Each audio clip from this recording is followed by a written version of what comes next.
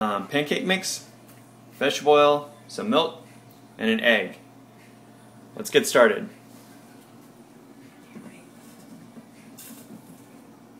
I know this is like the most exciting part of the video. We're pouring stuff in, we're going to mix it up. Nicole is laughing at me because I'm being ridiculous right now. But, you know. It shouldn't come as a surprise. Just kidding. Isn't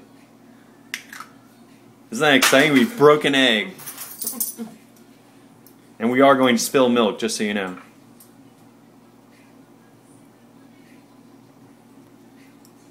Dun dun dun, the oil has been dropped in the container. Such a nerd. As I mentioned before, Nicole thinks I'm being ridiculous. See, after this, you'll never have to go to IHOPs again unless you desperately want to.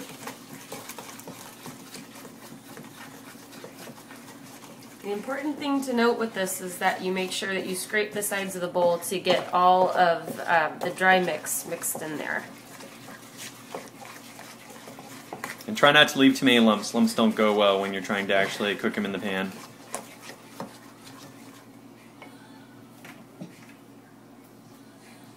What I'm doing is getting some cinnamon to put in there just because I like to put a little something in there.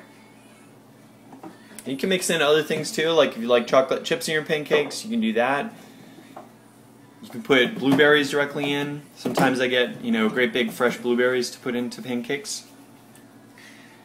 But in this case, because it's a big mix, you want to put probably about 3 or 4 tablespoons of cinnamon if you're going to use that in your pancakes. Trust me when I tell you it tastes really yummy.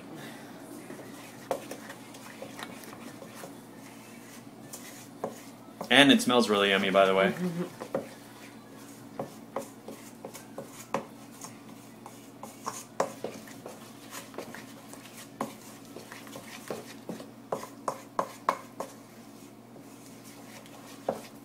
Instead. She's not going to get that commentary. I know. Okay. So then set the stove to probably about high or medium heat. And then I use cooking spray, and this is what helps keep the pancake from sticking to the pan. So sometimes you can get, like I use an olive oil because it's healthier, but you can get a butter spray. And then you just wait for it to heat up before you put the pancake in. And we're back. The pan's heating up right now, and we have a little scoop.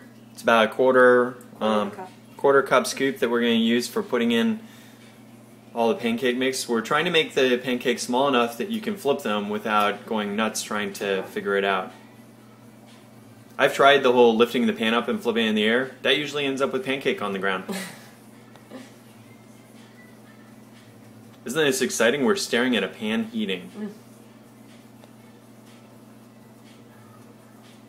So you want to make sure that most of the spray starts to bubble a little bit and starts to disappear, and that's when you know that the pan's hot enough to actually cook the pancake on.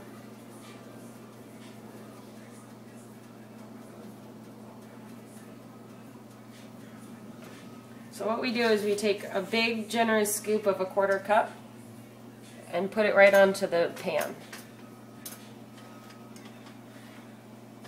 And this is the part where most people are impatient.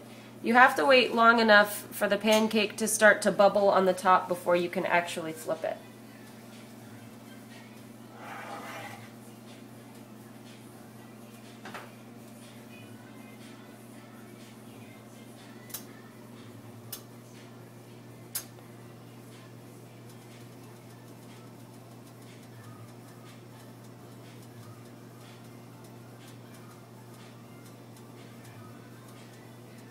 Yep, it's kind of like watching paint dry.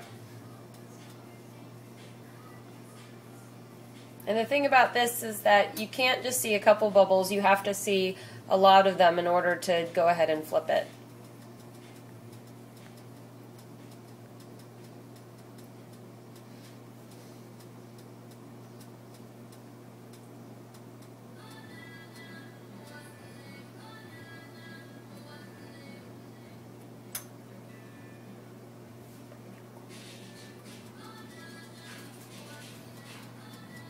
So as you can see, it's starting to bubble, but it's not ready yet.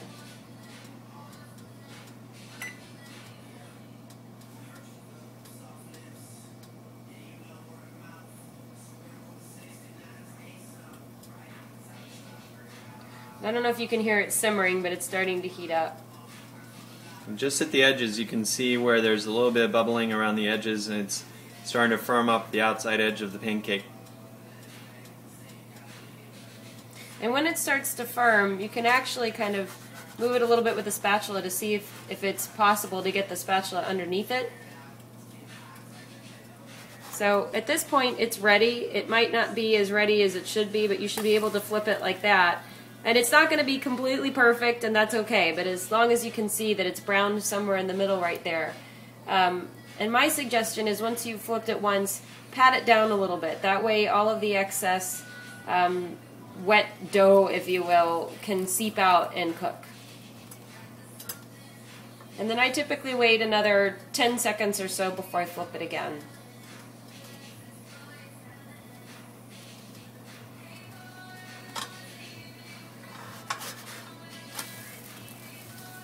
Obviously this is a slightly larger pancake. So I pat it around a little bit, wait another 5 to 6 seconds. And over here you'll see that there's some dough that's not completely cooked yet. So you want to flip it again, pat down those edges, and there you go, you have your pancake. Awesome. So in between each pancake, make sure that you re-spray the pan with cooking spray, or else you'll run the risk of having the pancake, the next one gets stuck to the pan. So another thing that I thought about, when you cook the second pancake and then the third and then the fourth, the pan will be hotter than it was the first time, so it takes less time in between pancakes. So the first one, even though it took a long time to cook, this one won't take as long. It'll take maybe about half the time that it took the first time. As you can see, it's pretty much already ready to flip. So just make sure that you're paying attention to when they start bubbling and when the edges start to harden, and then you know when it's time to flip the pancake over.